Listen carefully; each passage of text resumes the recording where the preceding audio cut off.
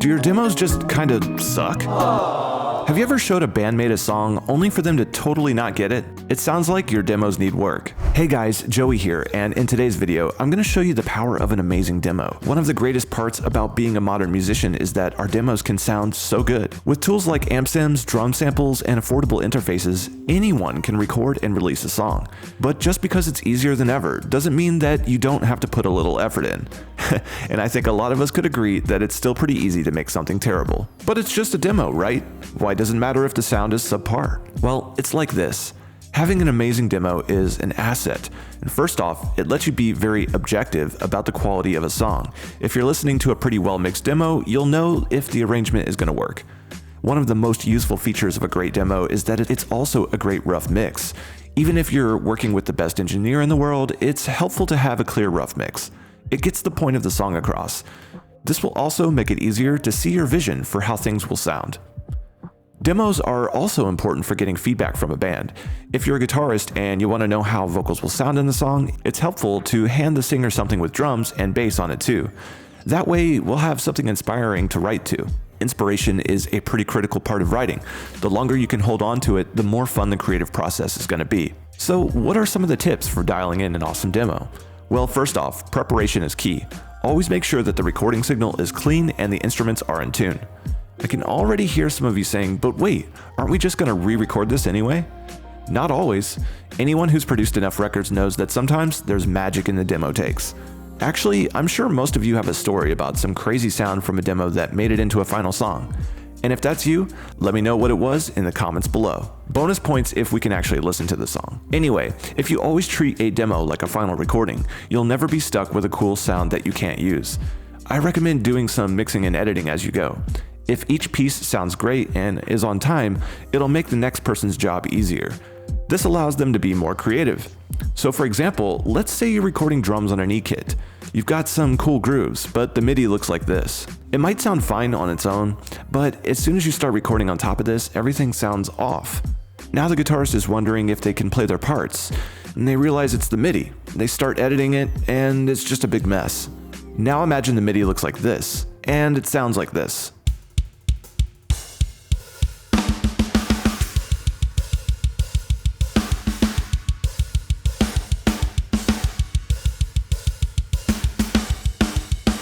This is a way better starting point.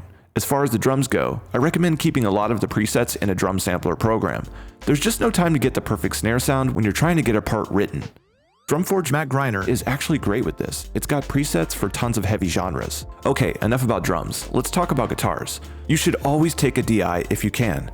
Not only will this make it easier to edit, but it also gives you flexibility on the tones. I actually love writing with amp sims for this reason. The DI is always there. All you gotta do is deactivate the plugins. Modern amp sims like Toneforge Menace sound great and are inspiring to play through. This means you spend less time dialing tones and more time playing great riffs.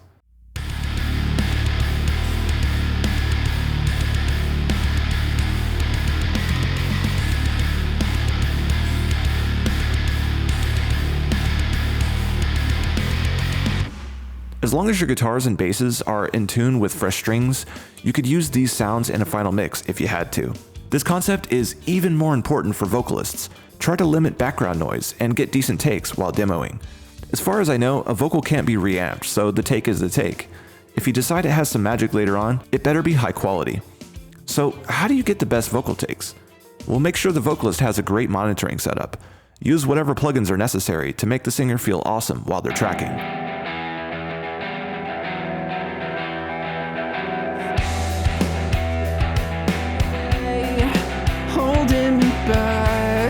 Stuck under the pressure like a heart attack. Even when I try, even when I lie, I'm still wrapped in chains, pulling side to side. I'm so sick of being blind. I lived a life for way too long. I went through hell to find where I belong. Okay, so the best takes have been recorded and this demo is starting to sound pretty good. What's next? It's got to get mixed. When mixing a demo, keep this one thing in mind. You're getting the idea of the song across. If there's an important lead, just make sure that it's clear and audible. If there's a cool automated vocal that you have an idea for, put it in there. Since we're working with great drum sounds already, mixing them is pretty easy. Just take control of the dynamics with a combination of EQ, clipping, and transient designers.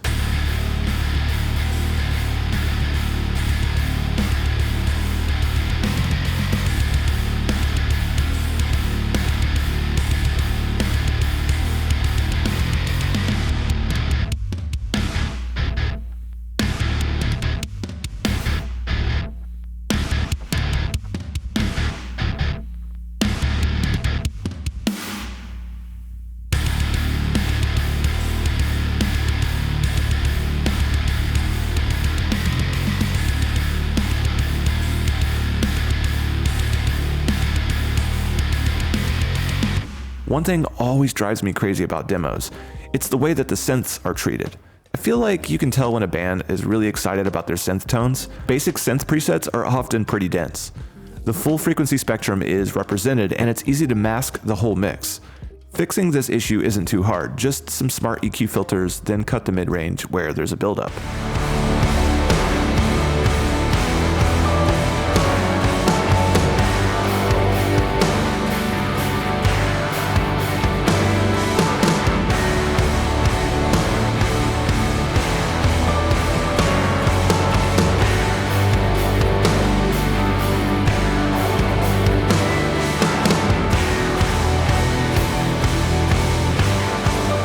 If you've got a dynamic EQ, you can actually do this on a synth bus.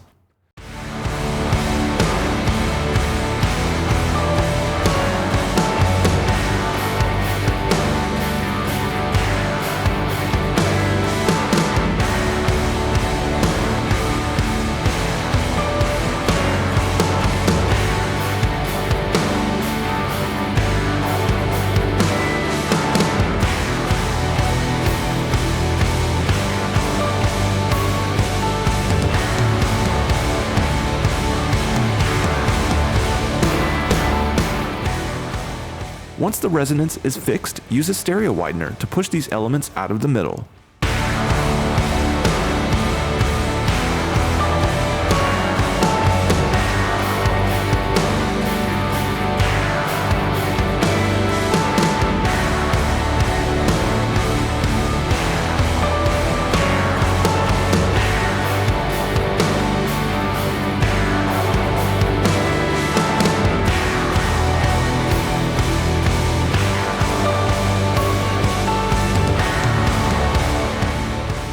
We couldn't cover demos without talking about Demoitis. This is a problem for musicians at all levels, but it's especially damaging for artists making their first record. Demoitis is when you get so used to the sound of your demo that you don't like the sound of anything else. Even if you've hired the best mixers and engineers in the world, it still sounds different than the demo. This is something that all creative people need to be careful with. When working with the professional engineers or producers, try to keep an open mind. Oftentimes, their suggestions are what's best for the song, even if it's not how the demo sounds. Try to be objective every time you're working on it. This isn't a comprehensive guide on mixing, just some tips that can help you make better demos. If you want to become a better mixer, definitely check out URM Academy. We've made so much content on mixing a song from scratch. It's an amazing resource. Your demos should sound great because they help guide the writing, recording, and mixing of a song. The demo recordings should be high quality in case they end up being used on the final release. Mix them clearly so that each part is audible. And finally, keep an open mind. The whole purpose of demoing is to get your ideas down, so have fun with it. If you want to create better demos, check out the JST Producer Bundle 2. This bundle is an affordable way to get some of our best plugins for songwriting and creativity.